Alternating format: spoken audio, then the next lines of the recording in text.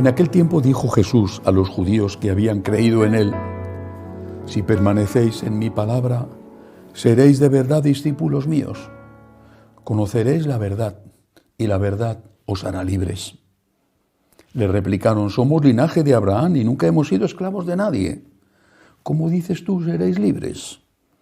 Jesús les contestó: en verdad os digo, todo el que comete pecado es esclavo.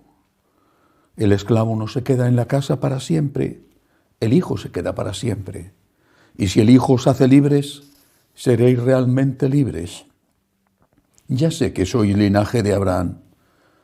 Sin embargo, tratáis de matarme, porque mi palabra no cala en vosotros. Yo hablo de lo que he visto junto a mi Padre, pero vosotros hacéis lo que habéis oído a vuestro padre. Ellos replicaron: nuestro padre es Abraham. Jesús les dijo: si fuerais hijos de Abraham, haríais lo que hizo Abraham. Sin embargo, tratáis de matarme a mí, que os he hablado de la verdad que le escuché a Dios, y eso no lo hizo Abraham. Vosotros hacéis lo que hace vuestro padre. Le replicaron: nosotros no somos hijos de prostitución, tenemos un solo Padre, Dios. Jesús les contestó: si Dios fuera vuestro Padre, me amaríais, porque yo salí de Dios y he venido, pues no he venido por mi cuenta, sino que Él me envió. Palabra del Señor. Gloria a ti, Señor Jesús. Quizá para entender este Evangelio hay que darse cuenta de un detalle que está al principio de este fragmento de San Juan. Dice: en aquel tiempo dijo Jesús a los judíos que habían creído en él. No estaba hablando con los judíos que eran sus enemigos, los fariseos, no. Estaba hablando con personas que habían creído en él. Y a continuación surge la disputa. Pero si han creído en él, ¿cómo es posible que el Señor les diga estas cosas?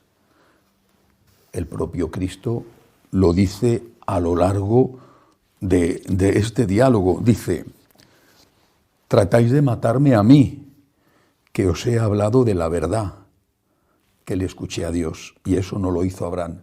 Tratáis de matarme, porque mi palabra no cala en vosotros. Este evangelio está dirigido a los católicos practicantes, a una parte de los católicos practicantes, por supuesto. Está dirigido a aquellos que dicen que creen en Jesús, que van a misa, que comulgan, sacerdotes que celebran la Eucaristía, obispos. Está dirigido a ellos, pero que no quieren aceptar el mensaje de Cristo. No quieren reconocer que Cristo es Dios y que sus palabras no pasarán. No quieren reconocer que Cristo es la verdad, no una verdad, su verdad, sino la verdad. No quieren reconocerlo. Intentan modificar el mensaje. ¿Por qué? Porque lo que Cristo está pidiendo resulta exigente. Y como es exigente, entonces lo que quieren es decir de una forma o de otra, o bien que Cristo eso no lo dijo, la famosa frase que sin duda ya ha pasado a la historia de en aquella época no había grabadora, o bien simplemente decir que nuestro Señor no sabía lo que decía, porque pobrecito, era un hombre de su época, estaba condicionado por su cultura, por su historia, por lo que le habían enseñado en la sinagoga. Pobrecito, hay que ser comprensivos con él. ¿Qué va a saber este pobrecito que, en fin, no sabía inglés? Fíjate, no sabía informática, ¿qué va a saber? Este hombre no sabía nada de nada. Están insultando a Cristo, aquellos que supuestamente creen en Cristo, pero que en realidad, cuando lo que Cristo dice, cuando lo que Cristo enseña les molesta, inmediatamente dicen que hay que corregir esa enseñanza, porque esa enseñanza no hay quien la practique. Esa enseñanza es insoportable. con todas las consecuencias que esto tiene. La primera de ellas, negar la divinidad de Jesús. Inmediatamente, claro, al no reconocer que uno es pecador, la otra consecuencia es que no se recibe el perdón de los pecados y no se recibe porque no se pide. Hace un tiempo leí que la gran cuestión de nuestra época estaba en el concepto de libertad. Jesús dice, la verdad os hará libres. Él, que es la verdad, Él nos hace libres. La verdad, que es el amor, la verdad que sí existe, la verdad nos hace libres. Y los hombres de hoy dicen, la libertad nos hace verdaderos. O dicho de otra forma, la libertad de poder decidir qué es bueno y qué es malo por nuestra propia cuenta nos hace verdaderos porque nosotros decidimos qué es la verdad. Nuestra libertad nos lleva a decidir qué es la verdad. Nuestra libertad nos lleva a decidir qué es bueno y qué es malo. Pero como siempre, hay alguien que paga las consecuencias, los débiles, los inocentes, las víctimas. Incluso tú mismo eres víctima de no haber querido aceptar la llegada del Salvador y sus enseñanzas.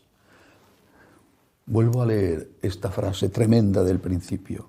Si permanecéis en mi palabra, es decir, si escucháis mis mandamientos, si acogéis mi mensaje, si intentáis cumplirlos y si pedís perdón cuando no los cumplís, con humildad pedís perdón, seréis de verdad discípulos míos. Se lo está diciendo a los católicos practicantes. Dijo Jesús a los judíos que habían creído en Él. Dijo Jesús a los católicos que van a misa, pero que después dicen, la Iglesia tiene que cambiar. La Iglesia tiene que modernizarse. La Iglesia tiene que ponerse al día. La Iglesia tiene que ser más flexible y más tolerante y renunciar a considerar esto o lo otro y lo otro pecado. Son estos a los que Jesús les llama la atención y les dice, si permanecéis en mi palabra, seréis de verdad, no falsamente, de verdad, discípulos míos. ¿De qué te sirve ir a misa? Incluso comulgar, si estás cometiendo un sacrilegio cada vez que comulgas, porque estás en pecado y te has engañado a ti mismo diciéndote que eso no es pecado. Comulgas y ofendes, comulgas y matas. Si permanecéis en mi palabra, si tenéis la humildad de reconocer la enseñanza de Cristo como enseñanza de Dios, si pedís perdón humildemente por los pecados, entonces seréis de verdad discípulos míos, conoceréis la verdad y la verdad os hará libres. Es un resumen de lo que pasa en la Iglesia. Es la lucha de aquellos de dentro de la Iglesia que quieren que la Iglesia cambie las enseñanzas basadas en Jesucristo, que quiere que la Iglesia cambie para poner esas enseñanzas en rebajas, traicionando al propio Cristo. Y entonces no son de verdad discípulos de Cristo. Que así sea.